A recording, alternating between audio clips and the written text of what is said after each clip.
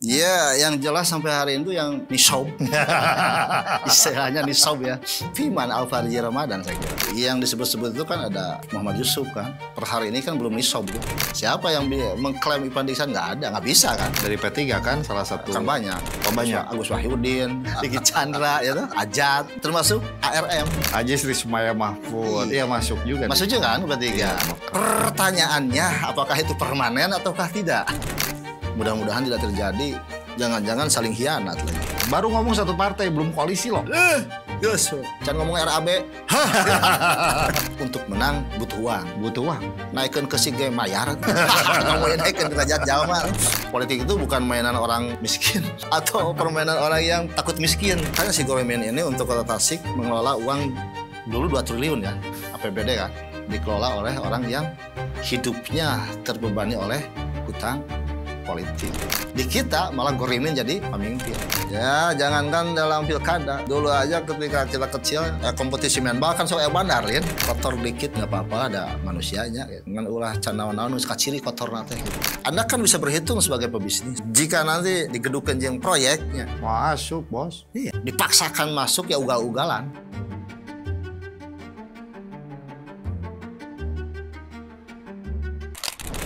Assalamualaikum warahmatullahi wabarakatuh, Baraya Priangan. Ketemu lagi di Perspektif. Pilkada Kota Tasikmalaya akan segera digelar.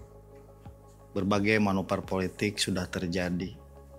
Malah tampaknya sudah mengkristal ke beberapa poros kekuatan koalisi. Gambaran figurnya seperti apa juga sudah bermunculan. Mana yang sudah declare menjadi calon wali kota, ada yang sudah declare siap menjadi wakil wali kota. Demikian juga hiruk-pikuk di partai politik. Dan yang paling penting di balik itu semua adalah kekuatan di balik para aktor di panggung politik itu. Ini adalah satu hal yang jarang kita bahas. Kita akan mendiskusikannya dengan seorang tamu yang istimewa, Kang Jenny Jayusman. Siap. Wah, keploknya. Beliau adalah mantan anggota DPRD. Beliau juga aktif di partai politik dan hari ini beliau sangat mengamati atau mungkin bahkan ikut bermain di dalamnya. Bisa jadi. Bermain di dalam peta pertarungan menuju Pilkada 2024 yang akan dilaksanakan di bulan November. Gimana, Kang? Ya, alhamdulillah baik. Jadi pemain atau bukan yang pasti, entah terlihat atau tidak terlihat, yang penting terlibat. Tetap libido politik itu nggak bisa dihilangkan, apalagi orang yang sudah lama berkecimpung di dunia politik. Tentunya kan sekarang menyimak atau bahkan mungkin terlibat. Ya. Gitu, bagaimana membangun kekuatan politik untuk memenangkan satu paslon ataupun gimana. Nah, yang ingin saya tanyakan ini analisanya. Calon wali kota itu mengerucut ke berapa orang? Calon wali kota mengerucut ke berapa orang? Wali kota ya? Ya. Ya, yang jelas sampai hari itu yang nisob. Istilahnya nisob ya. Fiman Al-Farji Ramadan saya kira. Ya kan? Oke. Nah, kursi 11 sudah oke kan. Kemudian juga ada yang mengurus SK sudah oke. Untuk jet 1 tuh. Dan perangkat-perangkat lainnya sudah oke. Kalau peluang yang disebut-sebut itu kan ada Muhammad Yusuf kan. Ya, dari Golkar ya. Dari Golkar itu per hari ini kan belum nisob tuh. Belum nisobnya kenapa? Golkar 5 kursi. Oh, ya prasyarat nisob itu tiket ya? Iya, ada 2. Itu kan harus apa ya istilahnya 20% kan? Ya. Sekalipun sudah koalisi dengan PAN, ya sampai hari ini koalisinya itu masih jauh saya kira. Maksudnya komunikasi politiknya? Enggak, koalisinya kan tanpa menyebut nama tuh. Oh, yang dari PAN-nya? Iya.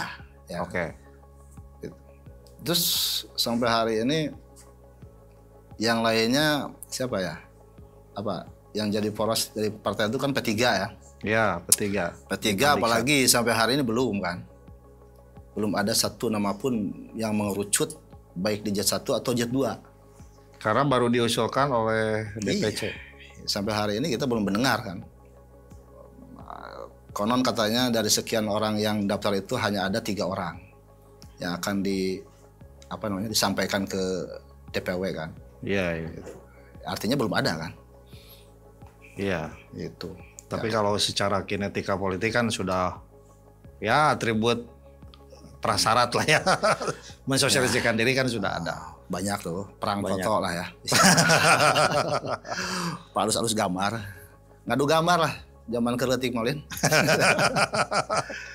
Ya itu sebagai tahapan untuk mengangkat popularitas, oke, bagus kan. Gitu kan. Ujung-ujungnya nanti juga kan pendek yang saya tahu itu kan, yang jelas SK itu bukan di daerah lah, ya kan, tahapannya ke DPP, DPW dan SK di ujung tuh DPP. Itu kan orang-orang DPP itu yang pernah saya alami dulu itu tidak serta-merta begitu saja mengeluarkan SK, ya kan. SK itu nggak ada, SK sabulahan itu nggak ada, mesti kan 2 nama. Iya 2 nama. Untuk Jet 1 dan Jet 2. Berikut dengan faktor-faktor lainnya yang wajib ada untuk pemenangan. Gitu kan. Baik yang alamiah ataupun ilmiah. Dan bisa jadi apa yang diusulkan, nama-nama yang diusulkan keluarnya nama lain kan bisa jadi. Amat sangat bisa terjadi. Apalagi hari ini tuh perlu jujur ya, politisi itu baru kali ini nih se-Indonesia nih menghadapi sebuah pilkada di mana dalam 1 tahun yang sama itu kita ada pemilu dan pilkada. Kalau yang lampau-lampau itu kan ada jeda 2 tahun kan. Pemilu 2009 ya kan. Pilkada kemudian 2012 kan dan seterusnya kan. Hari ini tahun yang sama. Dulu nggak serentak. Hari ini serentak se-Indonesia. Kacipta lah. Kantor DPP ribuhna lobatan Cikurubuk. Maka sebagian partai ada yang mendelegasikannya ya ini urusan DPR provinsi aja, level provinsi lah. Enggak lah. Saya kira itu hanya gimmick aja. Tetap balik lagi ke DPP. SK itu dari DPP. Yang diterima oleh KPU itu sejauh belum ada perubahan aturan. Oke, balik lagi. Tadi ada Piman Alparisi, ada Yusuf. Ya. Ada Ipan Diksan, satu lagi nih dari satu poros. Ipan Diksan apa tuh? Itu Ipan Diksan dari P3 kan salah satu. Kan banyak. Oh banyak. Agus Wahyudin, Anjang Belawini, Diki Chandra, ya tuh, Ajat, dan itu belum termasuk ARM. Ajis Rismaya Mahfud, iya masuk juga. Masuk juga kan P3. Iya, Siapa? Belum ada. Iya.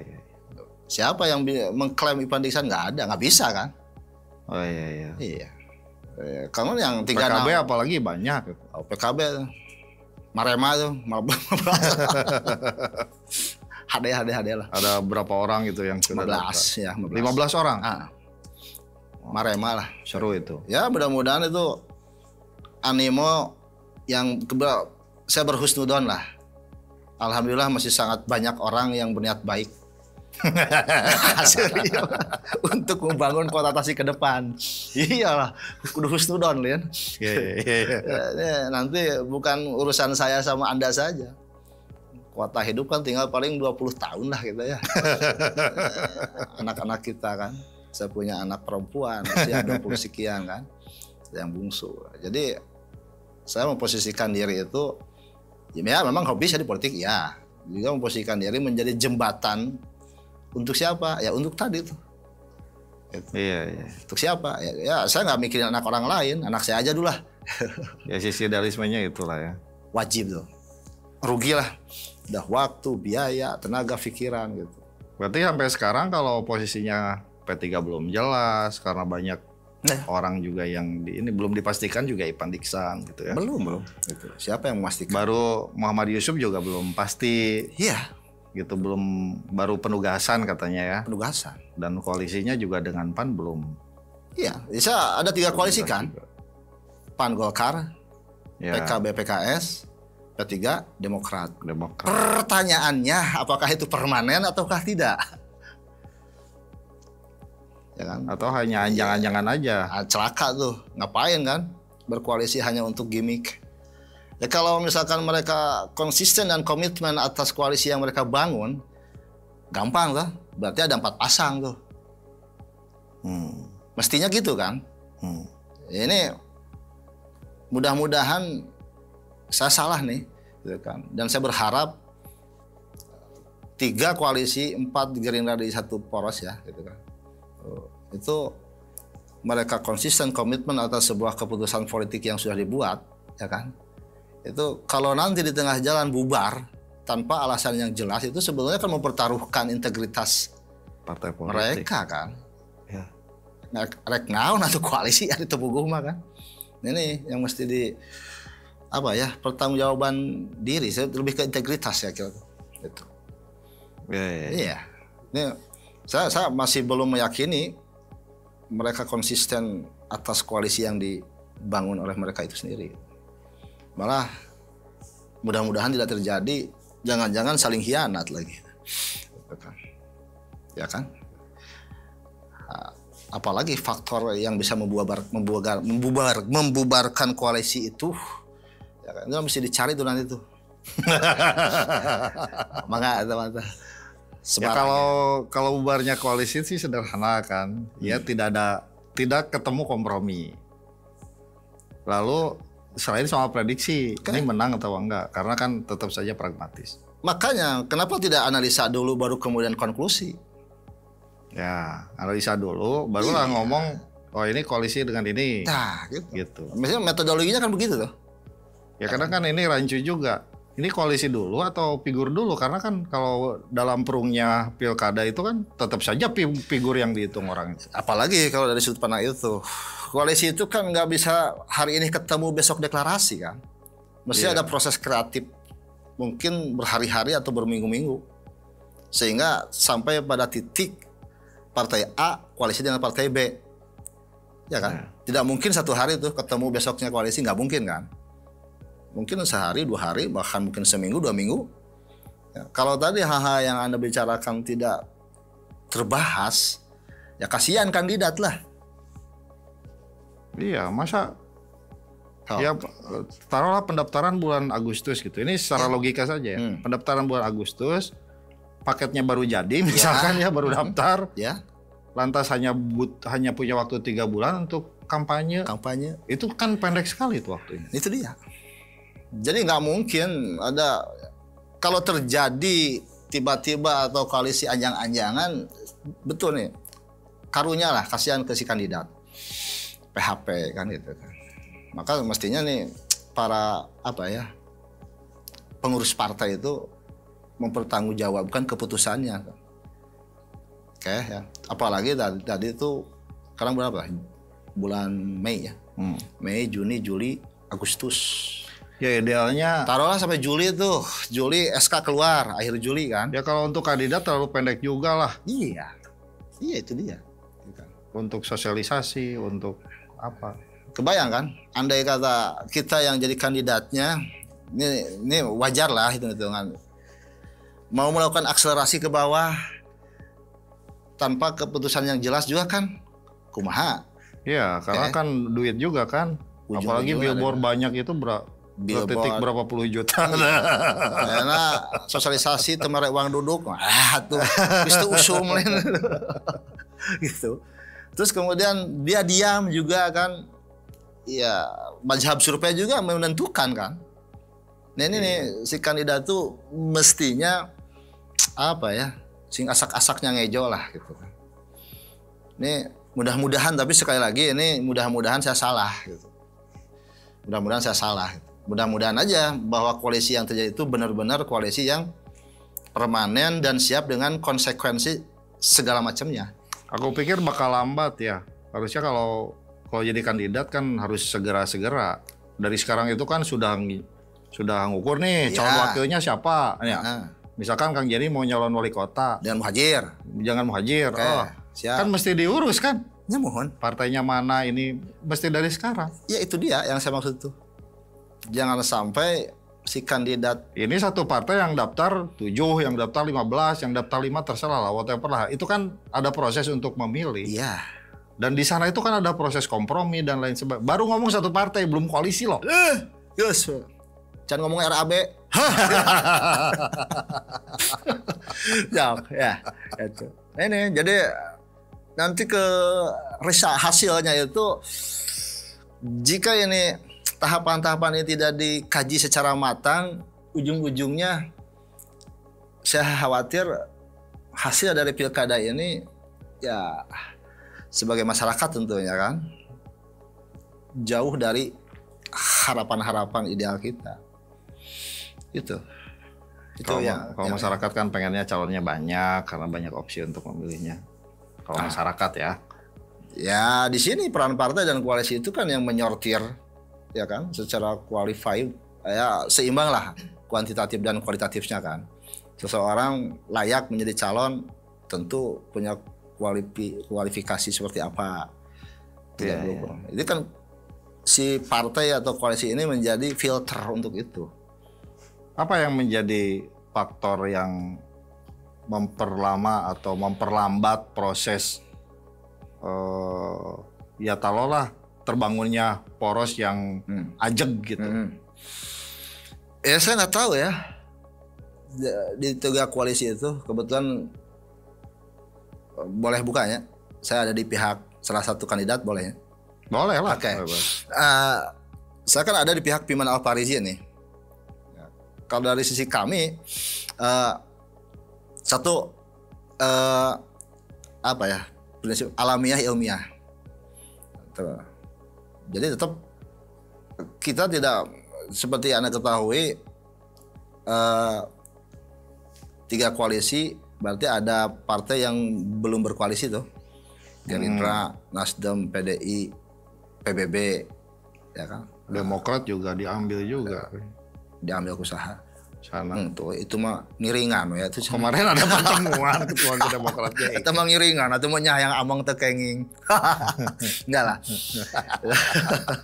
Jadi kan itu kita berembuk tidak berkoalisi kan. Asli nih. Alasannya tadi gitu kan. Ketemu dengan beberapa partai, coba kalau koalisi tiba-tiba dari DPP tidak menghendaki koalisi itu dan harus bubar. Ente kan malu kan. Ya kan? Dan terlalu dini itu. Kenapa kita tidak melakukan satu kalau tujuannya menang oke, ya kan? Nah, silakan akselerasi, sepakati dan sepahami nanti yang menjadi penentu itu bukan subjektivitas. Tetapi apa? Objektivitas ilmiah. Melalui apa? Survei. Ya tetap kalau secara ketokohan kan ya hukum baja kemenangan itu kan ya popularitas, elektabilitas, dan kapasitas.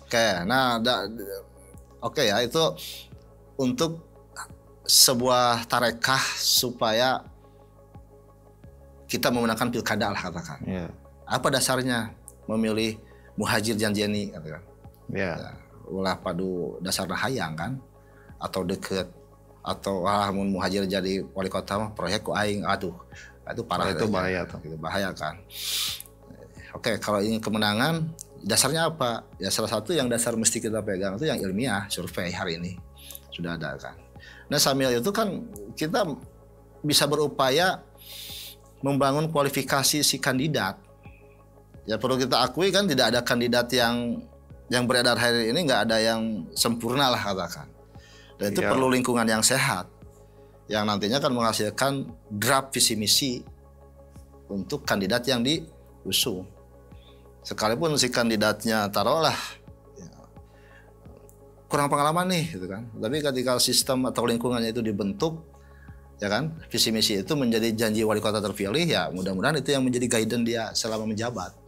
Jadi ada secara kuantitatif dari sekarang sampai Juni ya kan kandidat-kandidat yang katakanlah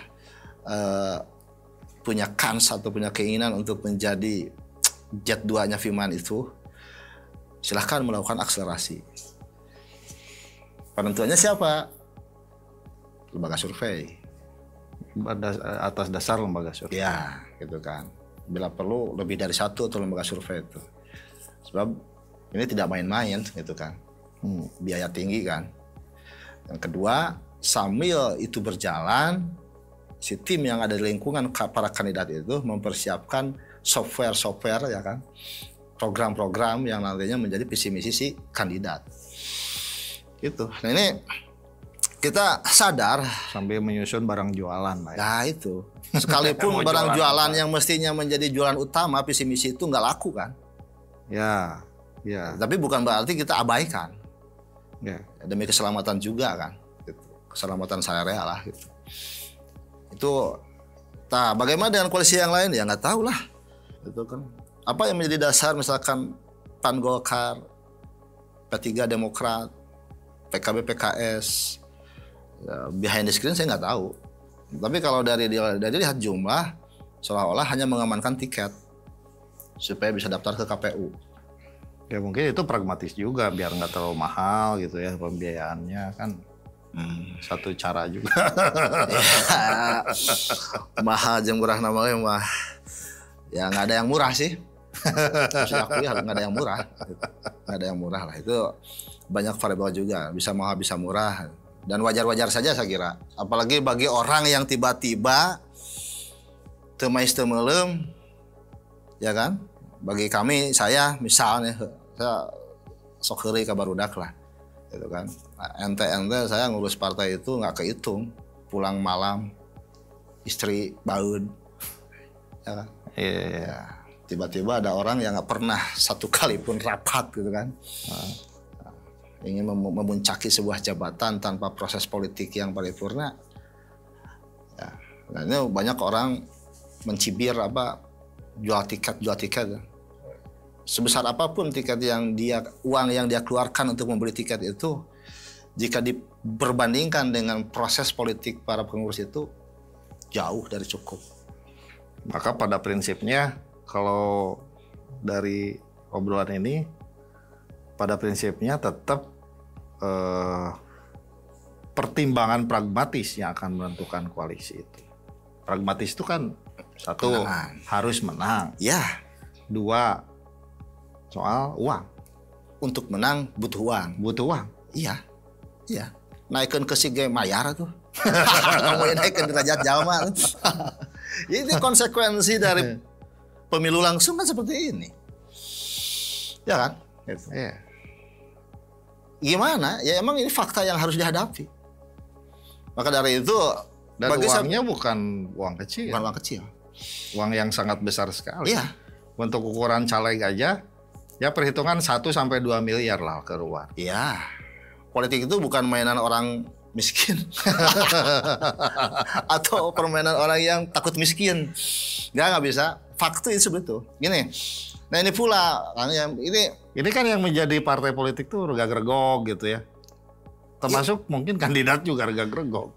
Ya itu tadi, ngapain juga Anda menjadi kandidat kalau nggak tahu fakta ini? Ya kan? Tiba-tiba kerhulang-hulang jero-jero ngimpi daftar ke partai. Itu terlepas dari masalah biaya ya. Lah ente ngapain? Ngurus masyarakat. Kan banyak yang ngomong, ini mendadak loh. Gila, rek nguruskan 700.000 jelema mendadak. Insane kan? Nah, ini kan kalkulasi sebagai dampak logis kondisi politik hari ini seperti itu. Dan ini pula dari kacamata saya, kenapa sih saya nggak bicara Indonesia lah ya, tekawakannya, Tasik kayaknya. Tapi sih kan bahasa Indonesia ada ya teh. Gejalanya sama lah. Gejala sama, sistem sama, metode sama, masalah juga sama. Kalau saya sih dulu karena jadi ku usul fikih wae kena ya penyakit, sumber penyakit kenapa sih tata kelola pemerintah negara ini rusak? Karena si pemimpin itu gorimin jadi pemimpin. Gorimin tuh di Jakarta kan termasuk 8 asnaf yang wajib menerima zakat. Selevel jeung fakir miskin. Gorimin, orang yang punya utang. Ketika dia mau menjadi kandidat tidak punya uang, muncul istilah investor. Ya, itu berhutang kan? Bahasa Inggris investor, bahasa Sundana nganyuk. Ya nganyuk, Iya. karena nggak punya uang nyari Nganyuk. investor. Oke, investornya konsorsium gaya. Sundawe atuh udunan. Ya urunan ya. Nah, oke. Kalau nggak Muhajir tidak nyalon, ya kan? Saya investor, ya kan? Pasti itu terjadi transaksi. tergantung investornya di bidang apa. Ya tergantung silakan. Yang penting Di bahwa bidang saya, konstruksi maksudnya. ya saya keluar uang untuk mensukseskan Anda, kan gitu kan? Uang itu harus balik. Terus balik plus dengan uang. Nah, ketika Anda menang dilantik, maka Anda jadi gorimin yang jadi orang yang punya hutang. Ya. Celakanya jadi pemimpin. Dan ketika saya memimpin nanti saya jadi calo. Udah. Gorimin orang yang punya hutang. Dan celakanya si Gorimin ini untuk Kota Tasik mengelola uang dulu 2 triliun ya, APBD kan. Hari ini 1,6 1,7 triliun tuh dikelola oleh orang yang hidupnya terbebani oleh hutang politik. Kenapa Gorimin itu harus dikasih zakat? Supaya dia merdeka dari hutang. Di kita malah Gorimin jadi pemimpin. Tuh. Ya karena ini kan lingkaran setan politik seperti itu. Politik langsung, ya ngumpulkan masyarakat tuh, mereka uang duduk diomongin, ya kan? Snack, baliho, banner, stiker, semua itu kan berdampak terhadap pembiayaan kos politik. Ya. Perhitungannya yang minimal 30 miliar mah keluar lah ya. 20-30 miliar. Jeung rokok, waduh, pilkada, pilih-pilih kada hareun, wah makan mana-mana kan. Itu kan fakta ya, fakta. Maka ya saya berharap sih para kandidat itu berpikir sampai ke sana. Dan saya akan menagih itu terhadap si kandidat. Dan saya pertanyakan itu, Anda punya uang nggak? Dan ini SOP saya dari zaman dulu tuh. Gitu. Kenapa? Bukan urusan saya. Ketika Anda jadi wali kota dan Anda gorimin ya itu ayah istri saya, anak saya, mertua, orang tua, adik, kakak, emang yang akan hidupnya dipimpin oleh si gorimin. Ya. Jadi prinsipnya menurut pandangan Kang Jenny ya harus orang yang bebas dari itu. Tidak punya beban utang. Harus. Maka orang yang punya duit kalau begitu. Oke. Kalau atau dia memang orang yang spesial. Ya. Banyak juga kan kandidat yang dia tak beruang tapi karena memang dia spesial kan? Apakah otaknya, karakternya atau apa kan, sehingga banyak juga yang menyumbang kan tanpa minta apa-apa. Ada nggak di antara kandidat yang beredar di Kota Tasikmalaya itu orang yang spesial? Yang menyumbang tanpa ya, yang layak untuk dijadikan kan karena dia spesial. Karena kefigurannya sangat kuat, ketokohannya sangat kuat, masyarakat ada nggak? Itu nggak ada. Ya sudah. Maka tadi kata Anda pragmatisme. Ya, yang pragmatis itu dalam politik kan ya. Memang seperti itu. Saya hanya membedahkan kenapa seperti itu kan. Ya. Kalau saja ada kan orang yang spesial kan, the special one yang memang layak untuk didorong, ya saya kira banyak agnia yang karena dorongan hatinya menyumbang tuh di pencalegan banyak tuh yang gitu tuh. Ya, tapi kan harus ada yang mencalonkan diri, dia orangnya baik, ya banyak sekalipun dia nggak menang lah gitu kan. Dia nggak ngeluarin uang, malah tetangga koleha dia ikut nyumbang banyak di pencalegan. Tapi levelnya lokal kali ya, nggak sampai ke kota. Tapi kalau saya balikan pertanyaan, berapa nih kandidat yang daftar aja? 20 orang kah hari ini? Oke, siapa yang spesial one? Gitu kan. Kalau ada ngacung. Nggak mau ngacung berarti biasa-biasa saja. Nah, orang-orang yang biasa itu terus merasa dirinya mungkin ya, mudah-mudahan salah nih. Dia merasa atau oleh lingkungannya dibikin luar biasa kan. Teknologi marketing dibikinlah baliho, banner dan sebagainya. Berujung pada apa? Ya biaya. Maka sumber pembiayaan itu menjadi penting. Itu faktor dominan pada akhirnya. Sekalipun bukan satu-satunya faktor kan. Toh amunisi banyak tapi jejaringnya semua nggak benar juga ngaco tuh. Gitu. Ya. Ya saya punya senior politisi kan nggak berani juga nyalon wali kota. Wah, padahal Anda spesial itu. Ngacu saya mau mobilan minimal lah. Kayak nyumbang. Nah ini jadi PR karena kita. Pertimbangan pragmatis maksudnya.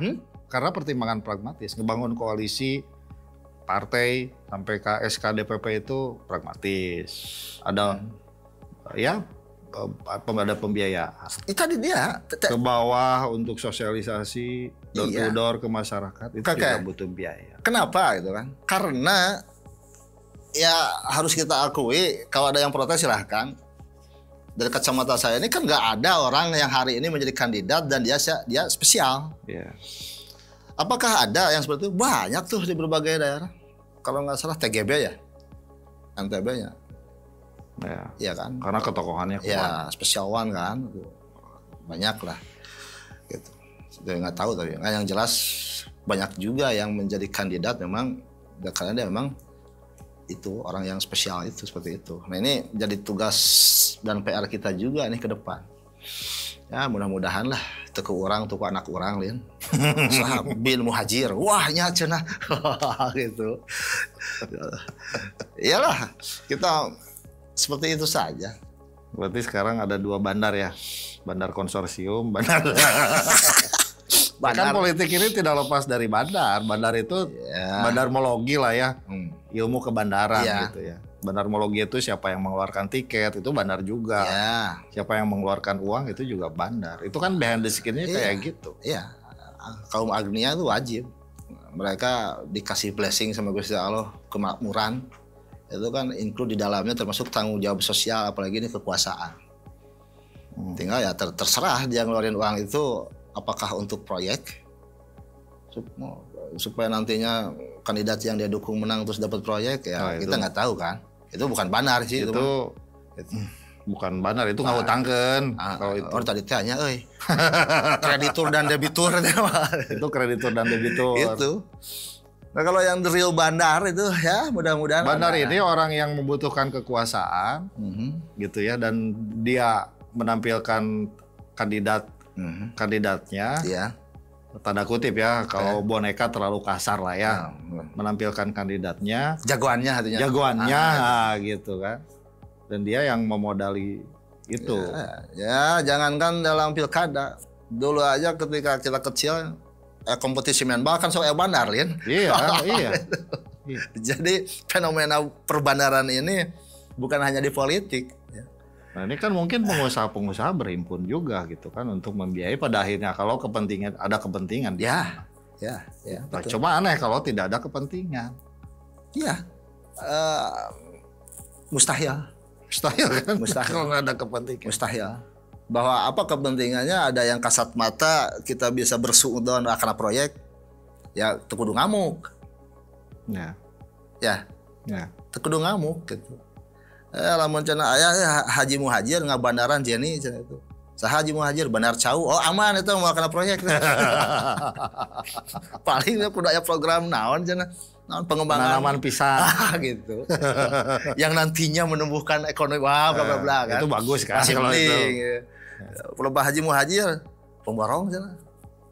Jangan. Enggak sama kalkulasi itu. Gitu. Bawa ngajual program nu ayeuna. Ini mesti terutama buat si kandidat sehatkanlah lingkungan Anda gitu kan. Nih jika Anda menang nih 700.000 manusia loh. Di bawah telunjuk Anda gitu. Dan saya sebagai salah satu manusia yang hidup di Tasik saya berhak untuk bicara itu. Ya. Ngomong parup-parup jangan mana saya berani ngomong aja di public kieu marahnya gitu.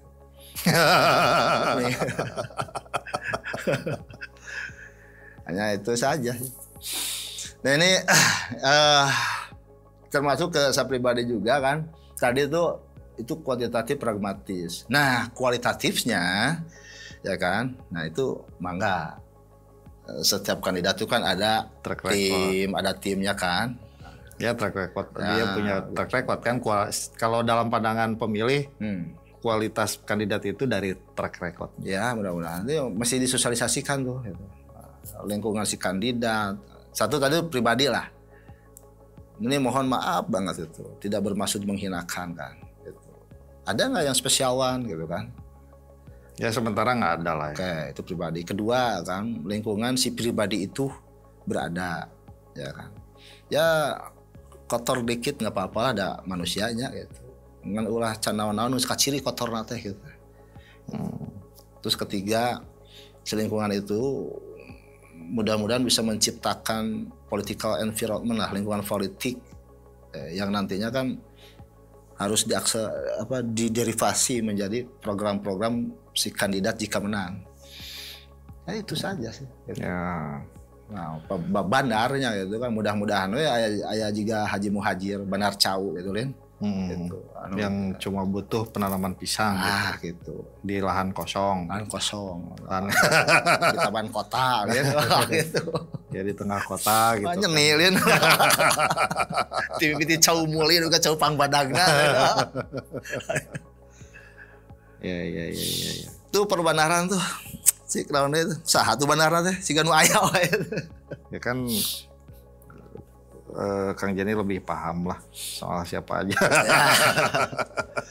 Ya. Karena ya sekarang dalam politik itu kan ada orang yang pengen jadi kingmaker juga kan. Ya. Yang pengen ada legacy gitu kan, menjadikan orang sebagai wali kota gitu kan. Terus setelah dia jadi wali kota legasinya? Ya nggak tahu. Ya, nanti kita bikinkan visi misi museum lah itu. Muhajir kingmakernya si Jenny gitu kan. Ada kan? Ya mudah-mudahan lah. Susah ya. Cuma kalau aku mau membayangkan kan ini kan politisi yang potensial tuh banyak di kita tuh. Ya yang lama berkiprah di politik. Ada Jadi Jayusman, ada Agus Wahyudin, ada Muslim ya. Saya makan bangke Lin aleh. Ya nggak apa-apa kan, kalah menang biasa dalam politik, nggak masalah. Ada Aslim gitu. Ada aktivis. Membayangkan si Bandar ini diam saja. Enggak juga lah. Gitu. Ini yang tadi disebutin supaya pertandingan ini lebih fair gitu ya. Yang tadi disebutkan orang-orang itu yang pertama tuh Jenny Jayusman masih betul garis tangannya. Enggak, aku ngasih contoh. Iya, lihatnya. Bukan Jenny Jayusman-nya nyalon wali kota, yang nggak usah, itu kan pilihan pribadi. Lihat itu kan. Itu yang saya tahu tuh Agus Wahyudin dia nyalon lewat P3 kan. Ya. Yang Bella Winnie katanya dicoret. Muslim nggak diajukan ke DPP katanya. Baru katanya ya. Ya nantilah kita lihat ya. Muslim PDI kan bagus mah, satu-satunya Muslim tuh calon wali kota dia. Gitu. Terus yang Aslim yang nggak tahu, mungkin dia sudah qanaah mencukupkan diri di jabatan hari ini. Bagus itu kan, nggak ada yang jelek. Terus kemudian saya berpikir katakanlah andai kata saya Bandar, ya kan? Oke, saya Bandar, saya harus berada di pihak yang menang tadi itu. Ya kan, apalagi konsekuensinya biaya yang saya keluarkan itu bukan biaya kecil. Nggak, maksudnya Bandarnya diam aja, nggak usah membiayai siapa-siapa, biarkan dinamika partai politiknya ini. Hari ini jadi, yang saya kira Bandar belum bermain hari ini. Belum ya? Belum gitu. Saya kira belum bermain. Hari ini para kandidatnya saya Merlin itu masang baliho segede hihid gitu. Ya dipas-pas lah ya, biar jadi lomba. Nah gitu. Saya kira itu. Ya kan. Nanti kan kos politik yang besar itu kan pasca pemasangan. Iya. Ya. Apalagi kan kalau kita ya berkaca dari pileg yang kemarin itu kan biaya politiknya sangat mahal sekali. Apalagi masyarakat udah sangat pragmatis sekali. Ya. Terkondisikan untuk itu. Ya. Taruhlah beli satu kepala 100.000 gitu ya. Mungkin pilkada 200.000 harganya gitu kan. HT dirubah nih, harga eceran terendah. HT-nya gitu naik. Tertinggi ya? Terendahnya misalkan 200, misalkan dengan target 100.000 suara aja kan. 20 miliar. Udah 20 miliar. Ya. Nah pertanyaannya, jika si Bandar itu logis, ya kan? Taruhlah Haji Muhajir tadi itu kalau bukan karena kecintaan terhadap si kandidat, Anda kan bisa berhitung sebagai pebisnis. Iya. Berapa rupiah? Oke, 10 miliar kah? 20 miliar kah? Jika nanti digedukeun lah ya, digedukeun jeung proyeknya. Masuk, Bos. Iya. Emang proyek di kota berapa nih? Iya. Itu. Atau mungkin dipaksakan masuk ya ugal-ugalan. Iya. Dan kota Tasik ini kan ya kasihan kan masyarakat. rekam jejak di bidang itu. Ada lah ya. Gitu. Ya. Ada wali kota yang berhenti karena terlibat. Ya, gitu kan. Kemudian juga setelah itu kan ada lagi. Ya kan, terakhir ada lagi Lingkar Utara. Ini apakah ya wahai bandar, berhitunglah Anda. Ya kan kalkulasinya. Kalau tadi saya kan kasihan ke kandidat. Di PHP ke koalisi, ulah lah begitu. Kayaknya kurang ada gaya. Karunya ka bandar gitu. Bisi naon ngeluarkeun duit teu cumpon. Maka silakan Anda cari variabel yang motif ya. Motif sehingga si Banar ini punya kemampuan dan keberanian untuk mengeluarkan biaya. Nah itu hanya bisa dicari motif itu ya melalui spiritualitas si pemilik uang. Ya kan. Dalamun digedukeun karena pragmatisme atau tadi ke proyek lah katakan ya itu. Enggak lah, nggak masuk lah. Mau masuk gitu. 30 miliar harus dibalikin dalam jangka 5 tahun dengan gaji kurang lebih 6 juta loh. Ya tadi, maka ketika dilantik gaji Gorimin. Kalau misalkan mau kuasai semuanya, misalkan proyek, ya siap ugal-ugalan. Itu ugal-ugalan pasti. Nah ini. Beda kan kalau misalkan ngomongnya politik nasional lah, dengan konsesi lahan lah gitu kan, ruang bisnisnya leluasa. Kota Tasik bisnis apa? Bisnis apa? Tasik nggak ada. Masyarakatnya miskin, termiskin di Jawa Barat. Satu-satunya ya hanya bagaimana mengoptimalisasikan APBD itu. Sisa itu pun sisa kan. APBD pakai bayar hutang juga kan, sekarang hutangnya besar. Ya. Ini yang lihat ke jalan Cakuem beda dengan kota yang lain. Ya. Semberawut di mana-mana. Runtah. Masyarakat butuh pekerjaan juga banyak. Tambah dari saya pesimis lamun dugikeun ka jadi eta jalan tol. Ya, jalan tol itu kan bagi saya tuh pesimis karena biheung Tasik dapat untung. Iya, ruang pengembangannya di mana? Ini PR ini kalau dikaitkan dengan tadi itu ya, gitu kan. Ya. Ya kandidat yang spesial one nggak ada. Nah, sekarang beralih ke bandar ya. Mudah-mudahan aja lah. Ada Agnia yang memang dia mengeluarkan uang itu dibarengi dengan niat suci lah gitu. Ya. Adakah gitu kan? Ya hanya waktu yang akan menjawab. Time will tell. Kola Bob Marley. Ya gitu. Oke, jadi pada prinsipnya hari ini baru Piman aja yang siap, yang lain belum siap. Per hari ini yang nisob ya bahasa saya itu kan. Ya, nisob secara partai politik dia udah nisob. Ya, gitu kan. Secara modal politik juga dia udah nisob karena udah siap. Yang lain? Ya, mesti mystery box gitu. Yang mesti diungkap. Dan saya kira ya kita tadi bertelanjang membicarakan masalah duit ya. Kos politik, biaya, bandar. Saya kira nggak usah malu-malu. Ya emang itu kan ini urusan publik. Ya kan? Nggak usah lah. Api-api nggak urusan uang seolah-olah orat gitu. Iya memang faktanya ada kok gitu kan. Ya, ini yang harus dipikirkan juga oleh rekan-rekan yang lain di setiap partai atau koalisi yang ada. Berhitunglah gitu kan. Sebab ke depan nih. Tasik ke depan. Ya, kenapa ini penting dibahas? Kita jadi tahu irisan kepentingannya. Jangan sampai gitu ya. wali kota yang terpilih nanti orang yang terbebani, Kasihan. gitu ya, terbebani dengan hutang dalam bentuk janji ataupun hutang dalam hutang kebaikan. Gitu. Gorimin jadi pemimpin. Sementara dia harus berpikir bebas leluasa, memikirkan Tasik yang sangat pelik problematikanya.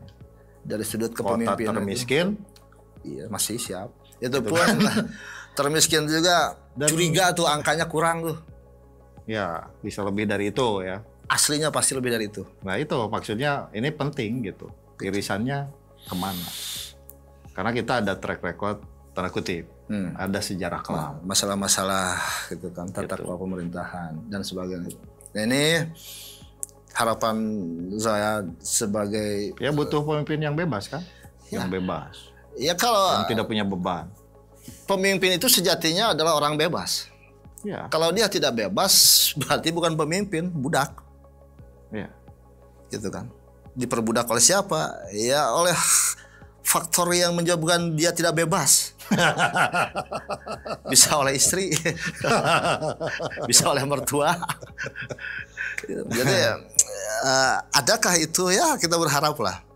Termasuk mungkin salah satunya saya juga, Kang Muhajir juga, rekan-rekan yang hadir di sini itu ini hak dan kewajiban kita. Ya. Terlepas dari permainan-permainan trik politik itulah nanti gampang. Ya, ya. Nah, hari ini ada kesempatan ya kan, paling tidak sampai bulan Juli lah. Itu masih belum dinamikanya belum Ya.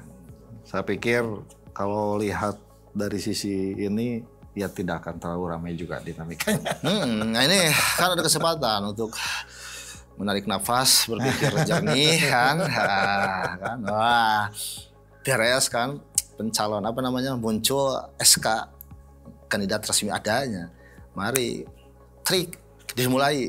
Ya, Jadi kalau sudah di fase itu ya kan tidak akan ada tuh kesempatan untuk berpikir jernih, visi misi yang bagus. Nggak ada. Ya sekarang nih sampai apa? Sampai nanti penentuan kandidat secara resmi.